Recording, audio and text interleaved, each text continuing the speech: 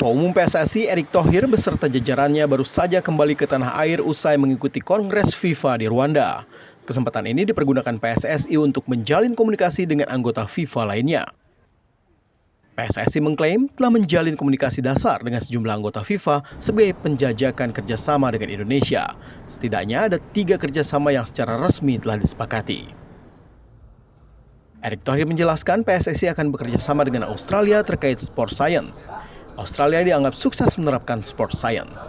Sementara dengan Jepang, PSSI akan bekerja sama membangun kompetisi dan ekosistem sepak bola putri.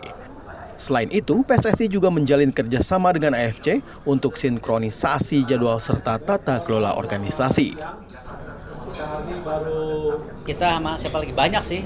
Kita kemarin ada yang tidak disampaikan, ketemu Saudi, ketemu Argentina, ketemu Inggris, ya. Kita banyak diskusi. Tapi yang sepertinya sudah ada formulanya Jepang, ya, Australia dan AFC. Yang lainnya masih diskusi dasar. Gitu.